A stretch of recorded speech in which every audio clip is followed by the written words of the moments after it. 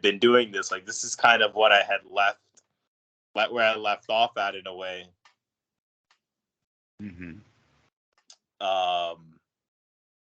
You know, maybe like after meeting her, or I could say maybe after Eric left at that point in time, when things just have not been as not pounding the pavement quite as heavily with it, but still doing it. But just this last week has been kind of a blast back to that past, Okay.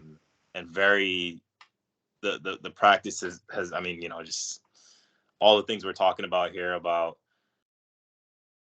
catching it, and that attitude and feeling, you know, Funny whenever. like that. Funny like that, you know, that in fact what you're mentioning is that Adam blames Eve. The man blames the woman. And the woman says, oh, well, it's not my fault. It's your damn talking snake. Mm, yeah. That's the problem. Your video's And pardon? your video's off. I can't see you. Now you don't see me. Now you do. There you go. Now we got it. Okay. So, um, anyway, yes, that's what happens when we go out of a noble relationship into an ordinary relationship. And when she's in that ordinary state, she pulls you into it because you're not strong enough yet to stay out of it. Hmm.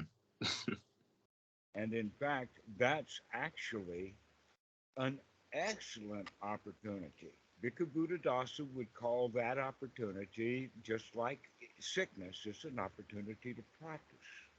Can Mm. you, as a noble, remain noble minded even when you're around someone who will do anything to pull you out of being noble? That's a very good point, and I know all about being sick when I'm with someone noble. That could be the next paper that I write, uh, because that's actually, I think, an even greater story than the one in the woods when Eric and I were sick. I mean, and I remember we talked about that quite a bit. Um, Yes, yes. I also remember the bear that wasn't there. yeah, exactly.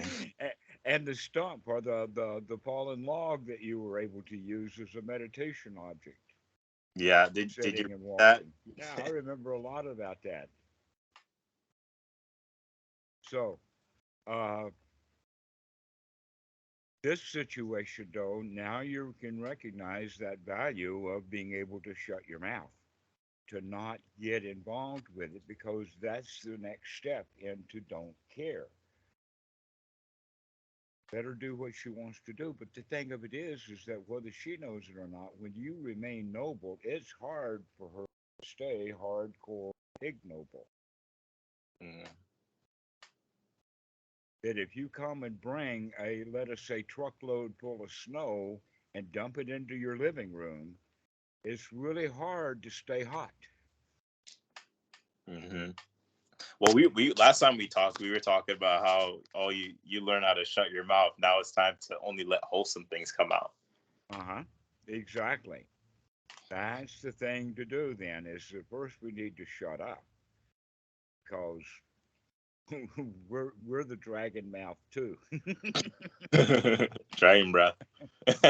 Yes, and so we have to shut our yap so that we could cool off inside, and then you deliver only wholesome thoughts. By the way, how did that operate? How did that work for you when you were mindfully only saying wholesome things to her? Loving. That was really good. That was really good. Yeah. It's just like the mind. It's just like when I'm only saying wholesome things to myself, it's really good. It's Mm-hmm. funny because yeah, I guess we talked about this a lot with when you fall down, right?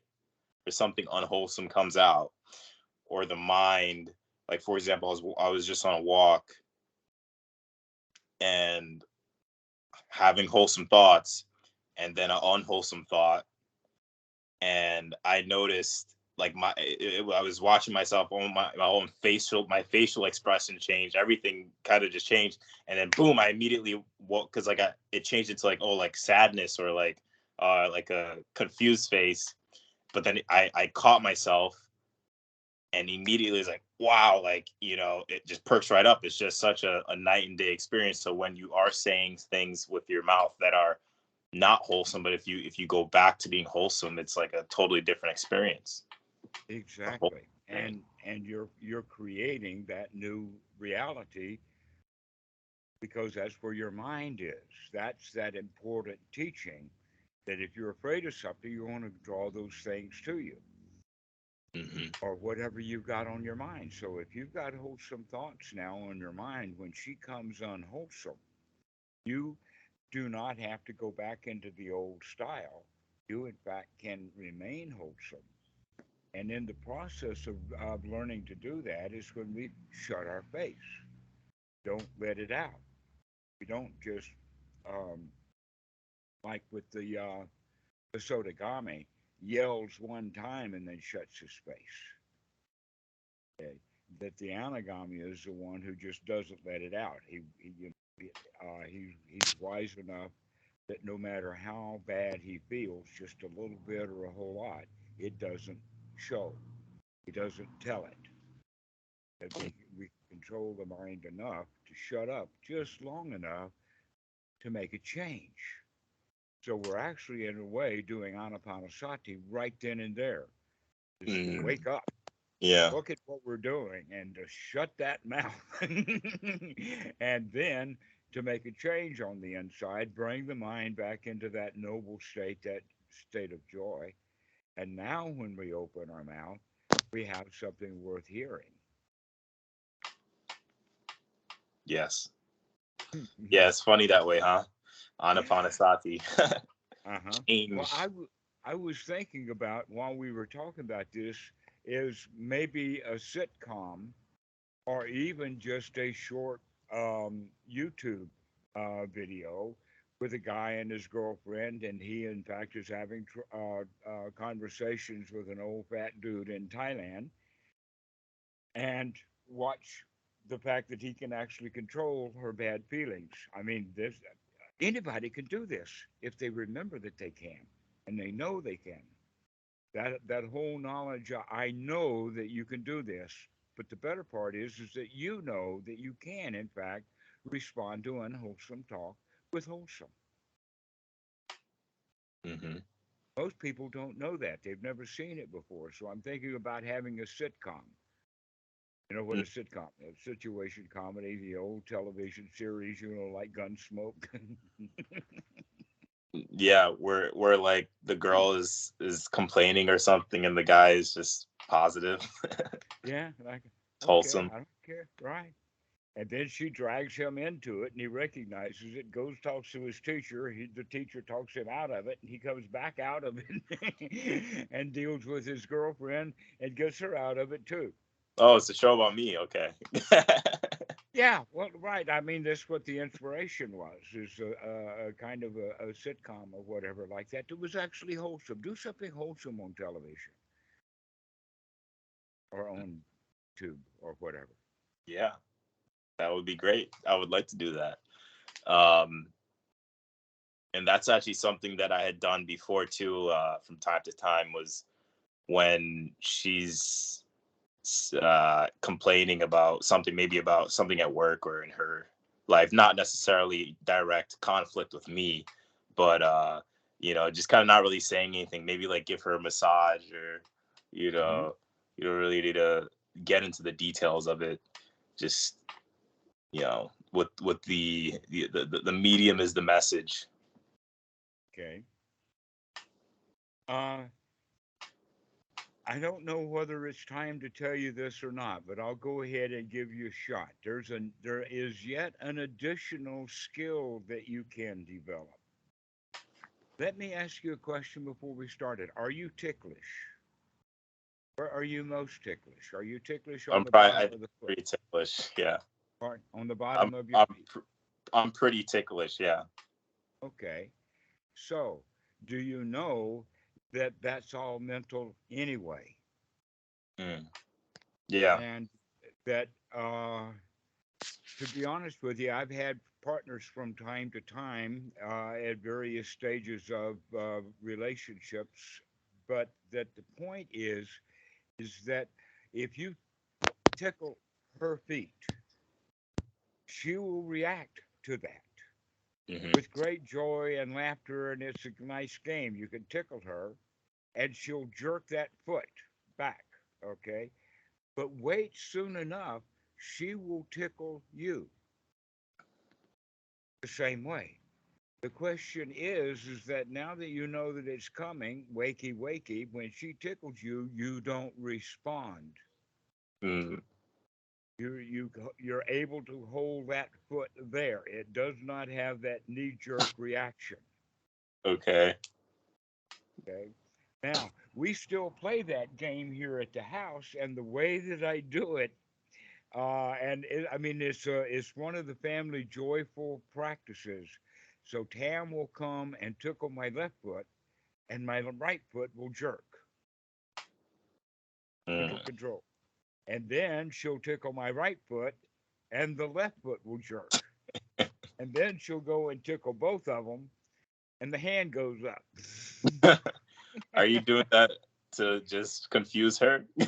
No, she's not confused. Maybe 10 years ago she was confused, Mm. but it wasn't even this far along. No, this is a game that we play, but it's actually a game of mental control because she can't keep her feet still Mm. yet. But you're showing her that you're able to control what you jerk. Yes, that's the whole point. Can you control those bodily reflexes? In other words, can you take control over your body? It's great play, it's great hilarity, and it's also enormously confidence building when you say, no matter what, I'm not going to move that foot. I'll move the other one or something. And then she tickles you. And then you don't move it. And then you say, aha, I knew I could do it. And then you can do it. Mm. Yeah. And there are many, many things that are like that. You can say, oh, I've got to wake up at 5 in the morning. And you put that in. Guess what? You'll wake up in time because you program the mind and you know that you can program the mind. So it's actually a programming. It's like burning in a ROM rather than just DRAM. Mm. Yeah, I've done that before. Definitely. Well, Typically, when I do that, that, a lot of time, if it's a trip or something, I'll wake up even earlier. right. Maybe 30 minutes in advance or so. If you got to get up at 5 o'clock, up at 4:30, Yep. right? Because you programmed it. I'm going to be up by 5 o'clock. Uh-huh. So that and so many other things that have to do with this building up of the confidence, because that confidence is the key. The lion, that lion's roar, you have to develop that ability. I know I can do this is a major part of the practice of the teaching and the teachings of the Buddha because we all start off as victims. We all start off as children that are incapable of doing anything. Very few of us ever wind up getting that I can do this, that can do attitude. And almost always, when that does happen, it happens to ordinary people who still have ordinary frustrations, but they do realize their goals. They get what they want.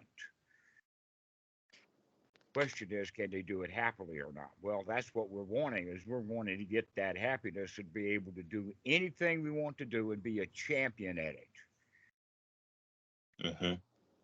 And so this is an easy example to play with. And you've got a friend who'll play this game with you, though she doesn't even know that you started initiating a game that's going to bring great joy in your lives. Hmm. Tease her. Can you hold your foot still? If she can hold her foot still, that's actually mental development. That's sata bhavana, sita bhavana. Can she hold her foot still while you tickle it? Did she keep her mouth shut when you tickle that? It's the same practice, you see. If Mm-hmm. she comes in with unwholesome thoughts and tickles you into talking, then now you can shut your mouth. You don't have to say anything. Mm. Yeah. So she comes and tickles your foot, and you don't have to have those autonomic responses in the leg. You can take control of that leg and not move. Yep. Okay, I'll so give this is that. everything becomes Dhamma, huh? Oh yeah. I'm definitely gonna play with that one. Mhm. Yeah, so we play a lot. We've got the dogs. The puppy is really playful. She's growing up now, and so uh, every evening for us is literally a pillow fight in Mm. the sense of uh, throwing the pillow from one person to another, and the one who's not looking gets hit in the head with it. Mm-hmm. Okay, but actually it's to keep the dog. So in fact, if I want the dog to jump on Tam, I'll throw the ball or the bear that she's chewing on or whatever play toy she's got just on the other side of Tam, and then the puppy, when she comes through, is going to be bouncing right on Tam's tummy. Mm-hmm. And so we practice this way, but by doing that, now I'm actually teaching Kitty how to throw and control her throwing. Because ties are notorious for not being able to play baseball. They can't. They've got a tie injunction is that it's disrespectful to throw things. So nobody throws anything. She could be a foot from me, Tam, and I throw her, toss her the keys, and she's got her hand out, and she can't catch it. She can't catch the keys. But now she's actually beginning to pick up those hand coordinations that most Americans pick up quite naturally. The Thais don't have it. It's socially against the rules to throw things, anything, for any reason. Well, if they could So I learn to can't catch, even toss the keys to her a foot away without her missing them. But now she can catch them easy enough. well, if they could learn to catch, then I could learn to clean out the mind. There you go. Exactly. Learning how to catch a ball is exactly what we do to clean out the mind. Can you catch the ball? You know, you've heard me talk about the slings and arrows of outrageous fortune. Well, in this case, what we need to do instead of catch the ball is make sure that it doesn't hit us, that we can get out of the way of it. But it's exactly the same skill, except instead of being hand eye coordination, it's more like mind coordination so that you could see that insult coming and skip right out of the way and watch you go, oh, you missed me. Mm-hmm.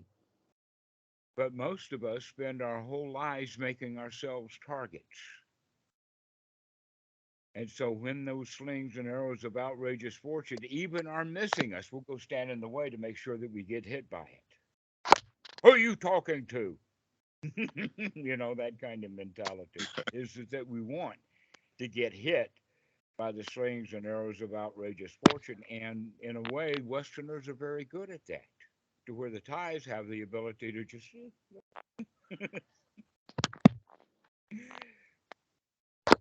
And so hand eye coordination has that quality to it. This is part of martial arts that people who develop really good, strong eye coordination, eye hand coordination actually means a lot of stuff. When you see that ball, for instance, coming through the air, you know that the human brain actually has to do the trajectory of what is the curve of the ball and where it's going to land so that we can get ready and have the hands ready for where it comes by. Mm-hmm. Okay, Yeah. that's a whole lot of anticipation. It is a skill when it's used wholesomely, but in the West, we use that skill very unwholesomely to try to figure out where the insults are coming so that we can stand there and say, it's me that you're hitting. I Mm-hmm. caught that ball. Okay. I even have to work sometimes really hard to catch those balls when in fact those are dukkha. Balls of dukkha people are throwing around all the time. That in fact, if we go back to now what we were talking about before, she's out there throwing her little dukkha balls, right? Are you going to stand in the way and get hit by them, or are you going to be sharp enough to get out of the way Get and up. remain noble? Yep. So, in a way, you could say that, oh, the training is a twofold training in the sense, can I stop throwing balls at myself on the inside of my mind? Then the second training is when other people are throwing those balls, can I get out of the way? Hmm. And it's the same training, kind of. I can do it. There you go. I can do it. That's it. That's the whole point. Yeah. You put it in a way that I understand it, and of course I can do it. Hmm. That's the Sama Sankappa, that life force that we have. That in Thai it's called Chi Wit Chiwa, but you hear that word Chi, which is the Chinese version. Okay, Chi. In English, we use words like mojo, the can-do attitude. That's the thing that needs to be developed in a wholesome way. Because it can be developed, and many people have it, but they don't use it in a wholesome way. And like we were saying before, Elon Musk is a good example. Many good politicians are like that. They've got that force. I can do this, but they're very unwholesome about it. And probably one that we could have as an example of that is Donald Trump.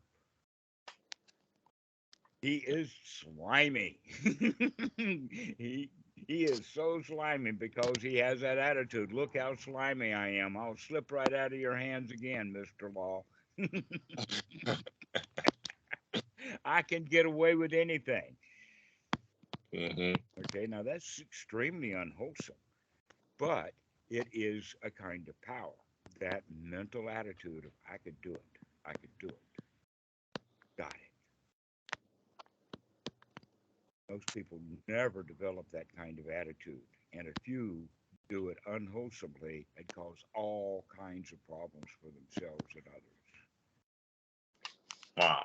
But, but if you could do that, get that mojo, get that can do attitude, get that Bhikkhu Buddhadasa going in you, become a Bhikkhu Buddhadasa. Okay, in fact, he recommends that everybody can be Bhikkhu Buddhadasa. Ha ha! Just practice. You could do it. Hmm. And so I've been talking about this, for a long time, but I think that we need to do even more emphasize it so that the students can really grasp the hold of that you can do this. This is not the way that I've heard people talk about it many, many years ago and from time to time now that, oh, there's nobody been enlightened for hundreds of years. I'm going to work really hard at it. Maybe we could do it. Sort of kind of like pragmatic Dhamma, pragmatic Buddhism, of Hmm. saying, well, let's go in and figure out what they did wrong so that we could take it and get it right. And not understanding that, no, it hasn't ever been lost. That mojo is there. Okay. And that's one of the things also that I wanted to point out with Pratip, that he's got that starting for himself. He's got that that kind of an attitude of we could do this. We've got this wired. And that story that he told about recognizing that all his face is broken out because he got a statue dirty when he was a kid in Thailand and got busted it. Got it. And so instead of cleaning the statue, would have been the right thing to do, he ran away with the dirt on the face of the statue and he became that statue. Now, that's a really, really good example of how karma works. That's the action of putting that dirt on it and then not cleaning it up and being left with the guilt. And then he even forgets the incident up here in this part of the brain. But this part of the brain remembers it, the part that controls the skin. Mm. And so um, that's something to begin to understand that that's part of the training that the monks have, whether or not you catch them believing in things like rebirth and reincarnation. The actual point that I would say that's why it's irrelevant. People talk to me about it and say, "Oh, you don't believe in it," and whatnot like that, and I keep pointing back that no, it's irrelevant only so long as you allow it to be relevant, because you stop caring about whether it exists or not, and because it's part of the common language that they have in Thailand. You're an ordinary Thai monk, one who is really getting it going, will speak in that magical language, but it's irrelevant that he does so other than he's talking to people who understand that magical language. But I have seen that with the monks on numbers of occasions. That when they're with nobles, they speak in a noble way, and when they're ordinary people, they speak in an ordinary way. It's a skill that I wouldn't care to develop because Bhikkhu Buddhadasa didn't bother to develop that skill either. Mm. Mm-hmm. Okay. Uh, and so I would recommend also within your relationship to start acting in a noble way rather than going into the ignoble stuff or the magical thinking or whatnot like that. But belief in rebirth is only a problem when we want to use it to our advantage or something. When we see that it's actually irrelevant. I mean, if 5 years ago was irrelevant, because most people will really dwell on something bad that happened 5 years ago, and then they feel bad on a regular basis by that. When we can get out of 5 years ago and be in the present moment, be here now, then it doesn't matter whether it was 5 or 500 years. It doesn't matter. It's deep, dark past. And so, rebirth and reincarnation are actually irrelevant teachings. But even the Buddha taught in that language to those who believed it. That's why the sutras are so difficult to understand, is because people who really have a hard confirmation bias for rebirth and reincarnation exist, they can find evidence of it in the sutras. Which actually, what they mean is they don't understand what's going on. They don't understand the ways of the Buddha. That he's actually there building friendship and trust because he understands their point of view. Mm-hmm. Okay. And one of the things that I've wanted to do with Ajahn Pratet is not rub it in his face at all, but rather continue to speak in a noble way to students. And he's going along right down with us on that. He's on it. I'm really glad that he's here. I think that it would be very valuable for the students to have real monks in our group. Yeah, I'm really Association. glad that he ended up joining and kind of took to it so well. Yes, I You know, really am pleased. If I'm we looking got a forward couple of more to. monks, that would be good too. What was that? I say it would be even better if we had three monks. Yeah, he's like the youngest guy at that spot there, probably that knows how to use a phone that well.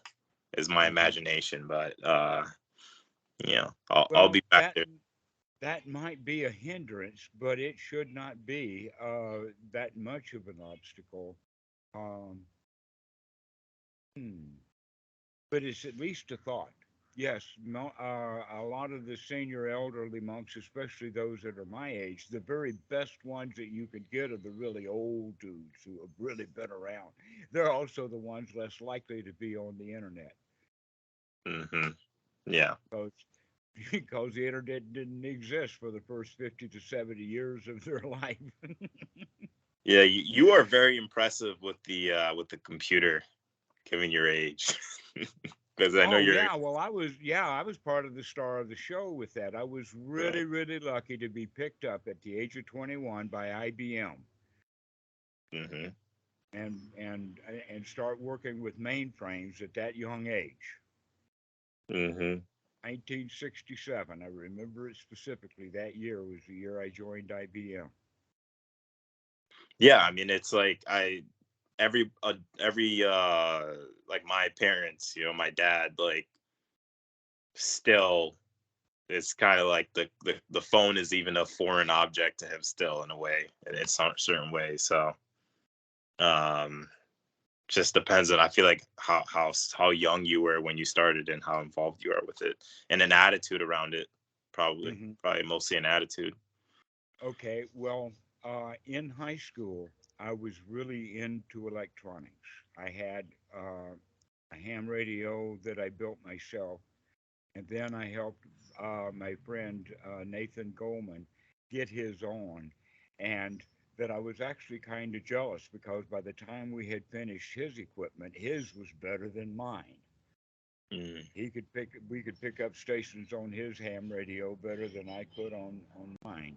Uh, and and other things like that. I was also really into sound, uh, tape, disc, that kind of stuff. And so that was my high school days. Then when went into the Navy, I went into the Navy as a musician, but then started to work in the sound recording laboratory, which is back into the electronic part of music. But actual lays that we actually cut platters for people. We also cut masters to be sent to the recording company that actually would press them so that we could distribute music. So, I mean, this was a uh, very high quality sound recording laboratory that the Navy operated at the Naval School of Music. But it was all musicians. There was not an ET, electronic technician, in the group. They were all musicians. But because I was in that sound record, by the way, the reasons that there are no ETs is because all the ETs were on board ships maintaining the electronic equipment on board ships. Mm. No pay billets for uh, the recording laboratory, but they managed to get enough people who had that kind of experience with that. So it was because of that then. Here's something else that a lot of people don't know, and that is IBM Corporation is still a major big corporation in America because of what happened in World War II. You could literally say that IBM owns the United States Navy. Mm. Everything that the Navy does with high tech, it's IBM that does it. They that's just been the way that it was. Maybe not 100% now, but generally IBM has been really tight with the Navy, including that when people, that was a time when IBM was on a major hiring expedition because they had just come out with the 360 mainframe, first big real mainframe with real chips in it. So that was why I was hired because I had already been doing electronics in the Navy, and so they scoffed me up and gave me an education. So by 1973, I had a master's in electrical engineering, which was way beyond what I ever expected to be able to do. But along the way, I can do this, I can do this, I can do this, right into a master's of electrical engineering. Very rare. Not many people you'll find with that kind of credential. But that was, it's basically what I'm saying is it is a combination of hardware and software. We're the kind of guys that write the drivers or develop USB, that kind of thing. Mm-hmm. Okay, and so now things are so built on top of each other. And all my training was right down there at the bottom layer between software and hardware. Okay, so I know Windows pretty well because it's an operating system. In fact, that was my specialty was operating systems. So I know Linux and I know Unix and I know a lot of languages. But nowadays, it's all on the internet, and that was I was already a monk. by the time the internet came by. So I've got no training in it other than just picking stuff up. But old men like me that didn't have the basis that I have, they can't pick it up. My mother could not learn to use a computer, even though she used a typewriter. She just could not use a computer. Terrified of it. I know the type. Yeah. Well, um, back to the point about that, but we will find monks. That in fact, I would rather have a monk like Ajahn Pratit rather than one of the really old masters anyway. Someone closer to your age. Hmm. That's one of the things I know happens is that people point at old Dhammarato and he says, "Oh well, he's been around too many corners," and I'll never get to that place, you know. But when you've got young monks who have that budding mojo that I could see in Ajahn Pratit, I think that that's also what Ajahn um, Santi could see in Eric. You saw it in Eric. And if there's anything, one thing that would be able to define Eric for you is that he's got an attitude, Hmm. and I'm really really happy that that attitude shone brightly, and he was seen. Some old master up in Royette has grabbed his butt and taken him and putting him in training. That's great. Is he? It is. Yeah, that's wonderful. I I mean, know it. we talked about we talked about potentially making it out to Thailand when he was here, and that how it was just a couple of different steps away. And I know he went to Alaska after he left Chicago at some point. And then I figure, Thailand seems like the next logical step after Alaska. Hmm. After a couple of bear encounters. Oh, he really saw the bears. Yeah, yeah. He told Yeah. me he told me he got out of his car and approached one. And I was very it was like nice. Well, there is a you know that we've talked about that being sick is a really excellent time to practice. Sometimes also we have to test ourselves. Hmm. Okay, and that one of the things that we do want to test ourselves is how do we handle danger. You know, the Buddha was known for being fearless. That in fact, the original Bodh Gaya that he stayed in, the reason why it was so secluded was because it was well known by the entire population that this was a haunted place. This was a dangerous place. This was in the swamps with snakes and alligators and great big trees and all that kind of stuff. Probably some swamp gas to go along with it, but downright spooky.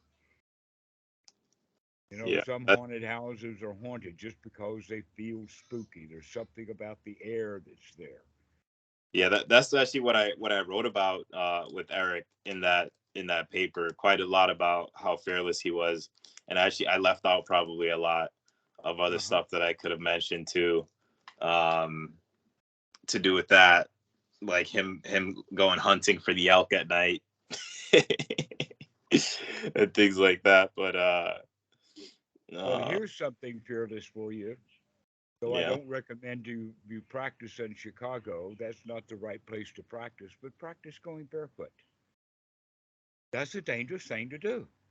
hmm You I really did a do lot of have to barefoot. watch every step. Every step you can step on something you don't want to step on.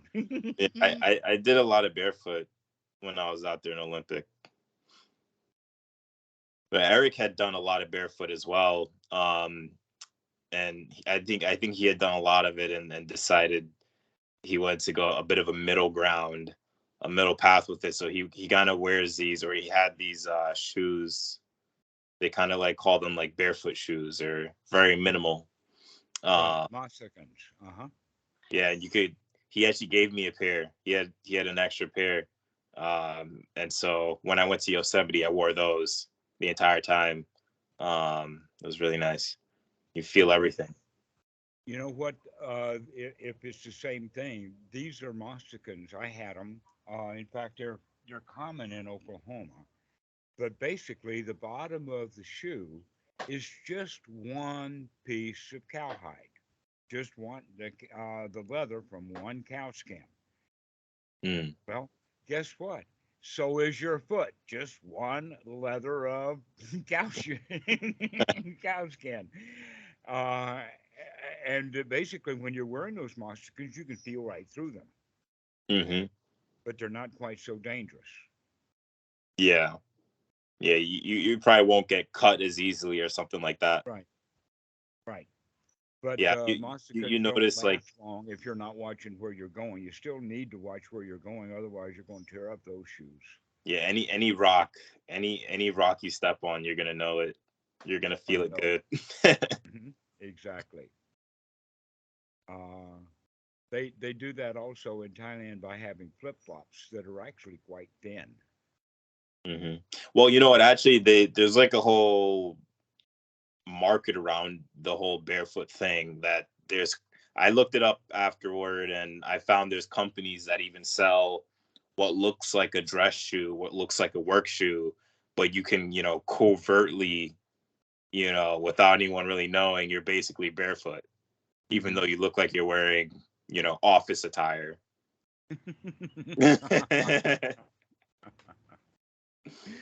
Well, that's the way to get in touch with Mother Earth is by touching her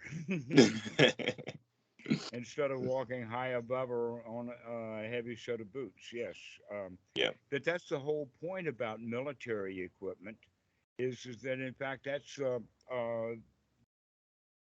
Buddha talked about if you wear shoes, let them be open topped. That in fact, cowboy boots would not be recommended for a monk to wear because it's supposed to do protection, bottom and top too. That it's actually the leggings for the protection uh, for warriors, that they will put battle armor on, and that includes a boot. Or if it's a shoe that doesn't have a high top to it, they'll strap metal to that lower part of the leg down to the instep. Okay, so but the monks, we practice going barefoot, but if we do, we want to have open shoes, open top, open ankle, open shin. Hmm. For one thing, it's a whole lot cheaper. In a way, I think it might actually be safer too, because my Esther, she ended up rolling her ankle on one of the really easy, like we were walking somewhere. It wasn't particularly difficult, but there was a spot and I kind of needed to jump off, or like kind of slide off of this rock, and she ended up rolling her ankle on it. She was wearing these pretty heavy duty uh these sneakers that are kind of made to be, kind of feel like boots basically. Mhm. um So that she very can trust them rather than trusting where she's going, right, because trusting exactly. watching. Uh huh. Right, exactly. And so without the boot, or without that, like, because I was wearing, the barefoot one, so I just had to be really careful about it. But Hmm. she's probably just, oh, I can just stomp around in these however, and she just probably stomped on her ankle. Hmm. you Yes, know that's exactly what we're talking about. Is that having very very light shoes, moccasins, or actually wearing our own moccasins, our own thick feet. yeah. uh, It kind of reminds me of something I had heard a while back, about helmets and bikes, and uh-huh. how, I don't know. I mean, it's probably a good idea to wear a helmet, but I think the people were getting at that, like, not wearing a helmet, you're inclined to really pay attention to what you're doing, and, the I think they were trying to make an argument that not wearing a helmet was just as safe as wearing a helmet. Actually, it depends. That's true in some cases. It's true in some circumstances. If the child relies upon the helmet, then he's going to get hurt. Yeah. If he relies upon watching where he's going without a helmet, he'll be less hurt. But if he uses the helmet as the extra protection, just in case, but mostly he's watching where he's going because he knows he doesn't want to crack open his skull. Yeah. Yeah. And so there's that three levels of it. And I would say that when mom tells the kid to wear the helmet, she's putting him in danger. Mm. Better thing to do is to let him fall off his bike and bump his noggin and then say, hey, you want a helmet?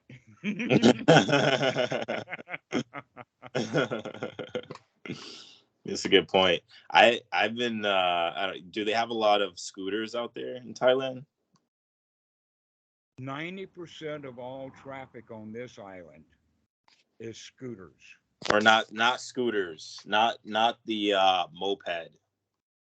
I'm No, these talking are like not mopeds. These are big 90cc Honda, not that kind of Suzuki. scooter, like the kid kind of scooter, like the push one leg kind of scooter. Oh, I haven't seen those. No, yes, I have, but it's only an occasional Farang that will bring one with his backpack. Well, in America, it's like a big thing now to have not that kind of scooter, but now an electric kind of scooter. So, you're standing on it as that kind of child toy kind of scooter, but it's electric, and Exactly. a lot of people use it to get around, and Sure. I've used it quite a In bit. fact, this is the brand new second edition of the Segway. The problem with Right, the Segway is exactly. that they had the tires side by side. Now they've just taken the Segway and put it in linear like a bicycle, and the kids on it with wheels about this big. And yeah, those things are fun to ride. I've Yeah, never no, been on one, but I know what they are. yeah, no, they're pretty nice, and they're like on every block. You can just grab one. Like they have bike share. Do they have bike share in Thailand? No, no, there's no need. Yeah, no, probably not. I guess not. Yeah, but they have them like all over, and But so I would. motorbikes are very, very common here. Yeah, but that's one of the things I hear about the scooters is it's like incredibly dangerous, of course, because like you're going pretty fast because it's electric, maybe, and that can happen. But I was thinking about getting one. Actually, I was heard that they've actually intentionally that you could make a scooter just like that go 100 miles an hour, Yeah. but it'll kill anybody who tries. And Uh, so they generally limit them at about 20 miles an hour, and they still have a whole lot of accidents. yeah, yeah. They're pretty fun to ride though. I like it. I was thinking about getting one myself because it's also like very convenient, more convenient. I feel like than waiting on a Oh, bus. sure. If you buy the right one, you could pull this knob and lower the handle in the seat and pick it up and carry it like a suitcase. Hmm. And you can walk right in and set it by your office desk. And Or some people do they basically they have the scooter without the handles, so you're just like standing on it, oh, like a a skateboard unicycle. style, Hmm? like a skateboard, powered skateboard. Yes, I've heard those are out More too. more like a tiny unicycle. Oh, but it's got the balance equipment to keep them because real unicycles takes a whole lot of practice to learn to ride. But now they've got unicycles that'll sit up by themselves. Yeah, and those go like 20 miles per hour too, like really fast, and like yeah, that's whenever I see those, I'm like, that's pretty interesting. That might be a good test as well.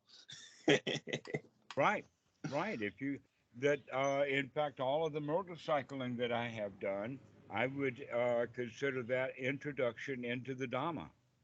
Mm, That watching where you're going, being able to do things that are kind of weird, fearless. One of the times, in fact, I wasn't driving; I was riding on the back with Randy, and the cops were chasing us. And so he passed this bus on a two-lane highway with a semi coming right, and we were just between the two of them Mm. as they passed, and we had to duck to miss the mirrors on both of them. First this Wow. one, and then this one again. I have to duck to keep from hitting the mirrors. That's the kind of stuff that Randy was doing. And so Hmm. I learned to ride with him. He was crazy, but he was My fearless. And so I my learned to ride fearlessly with him. yeah.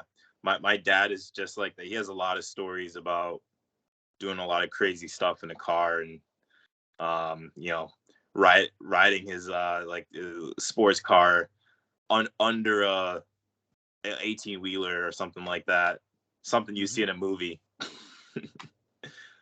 Something you see in a Bond movie. Well, that's basically to be able to do that is the can do attitude that you can do that. Most people would be terrified to put a bike under a semi and then pop it back up and ride on by. There's a certain way that you got to do it to slide to get the bike down so that it turns around to get just the G force to where you can put it back upright again. Hmm. And that can be done. But you got to have the confidence that you could do it. And sometimes the confidence is not all. You need some skill too. So the skill and the confidence, and you could do all kinds of really weird stuff on motorbikes. And guess what? You can see all of that kind of stuff now on the internet. Now that we have cameras and daredevils, there's a Hmm. lot of really interesting stuff that can happen. Well, Eric used to ride a bike too. Go figure, huh? He used to be big I'll into bike. have to I'll have to put that on my list of good students. Students who have done karate, students who have done music, students who have done math, and now we have to do daredevils. If you're a daredevil, you're half the Dhamma. Hmm. To pull that fearlessness out and say, I can do that. I don't have to be afraid.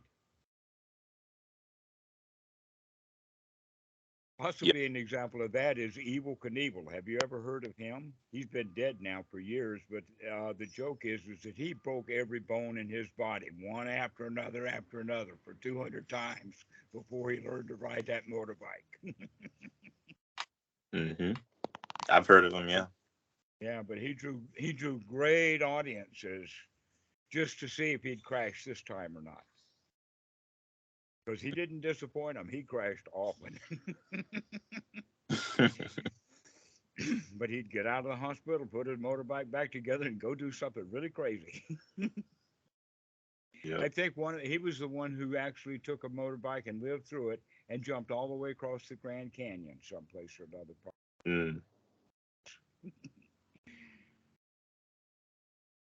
And so that's again that quality that we were speaking about earlier of having that can do. I could do this. I'll either do it or it kills me, kind of. And that's what the Buddha was doing in that swamp. He said, I am not going to be running away because of my fear. That in fact, he practiced that when he was fearful, he would stop and wait until he was no longer afraid, and then he'd take the next step. That's what you told me. Huh? That's what you told me to do. Remember when we talked about Mm-hmm. in the woods at night, getting you aren't lost when you don't know where you're going or whatever, that kind of thing. Just stop. Just stop. Figure out, well, so far so good. I gotten myself to this point with fear. I can move on now fearlessly. I actually do remember a time at Wat Suan Moke that here I was. It actually I remember that it was a gravel path because I'd gotten off the path. I could tell the difference between that path and not path, and I'd wandered right into it was black. It was so dark. First off, it's in the jungle. Second off, there was no power, any lights or anything or any electricity anywhere within probably a kilometer or so, and no moon. No moon, no stars, just the canopy of the forest. black, but still not black enough to be blind, that you could still see if you Mm. train the eyes. But if you're out there afraid, then you can't. You got to cool, settle down, just like you. You remember being off in the woods, very little light out at night, but let's get the mind going. We could do this. Yeah, I remember that initially. I really could not tell the difference between opening and closing my eyes. It was like the same thing. Thing.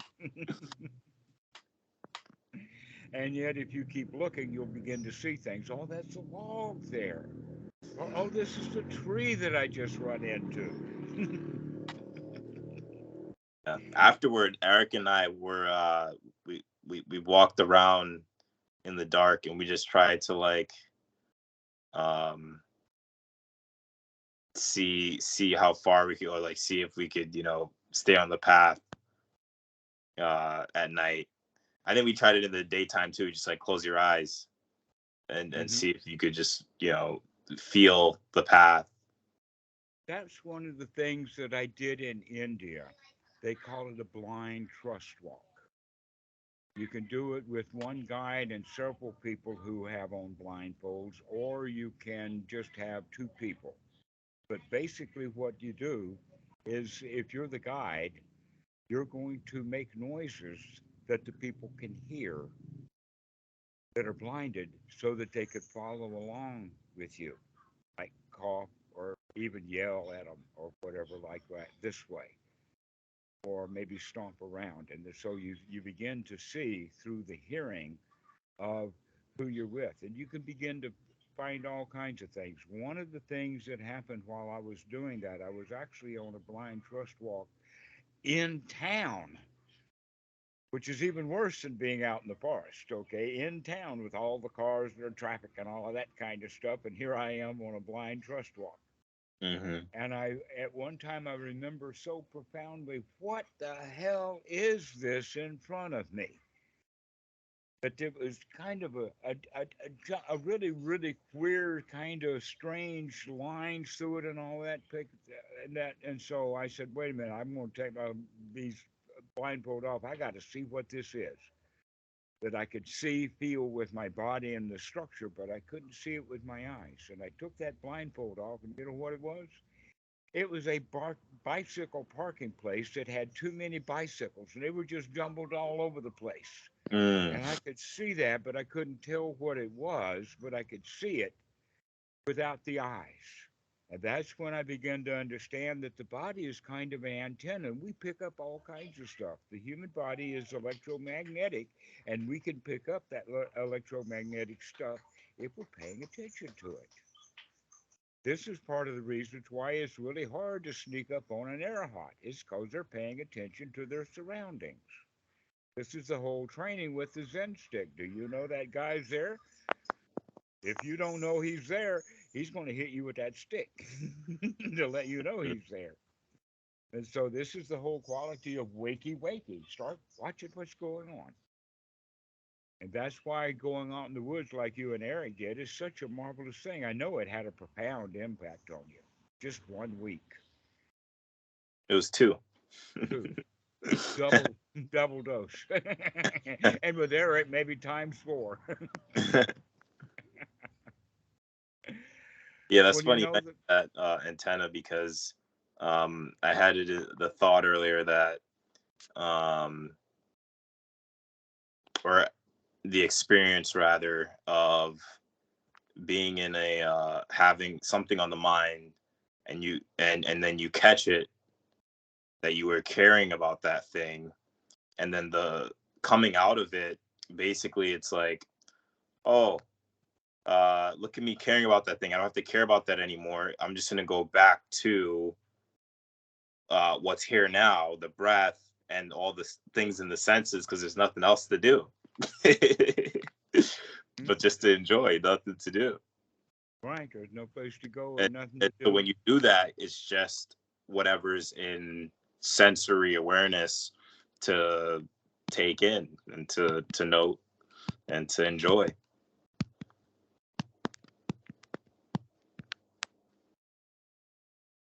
Well, now we know what to do when unwholesome things arise and your partner is shut your mouth, get yourself into that really good state that we're talking about, and then offer something noble. I think one of the easy ones is, wow, you're so beautiful when you're angry. That really, really gets just right in. Yeah. Then we can hone in on it. Like you do you know that you wrinkle your nose when you're angry Mm. and start putting things in there like that to bring them into the here now. Okay. Or teaser. That goes also back to the tickling of the feet. Begin to tease her. Have a very light, happy relationship with her. You've got the mojo. You could do it. And if you don't, she'll win and pull you into her pity party, whatever she's doing. Hmm. Okay, I'll keep that in mind. I'm gonna have to rewatch this again, but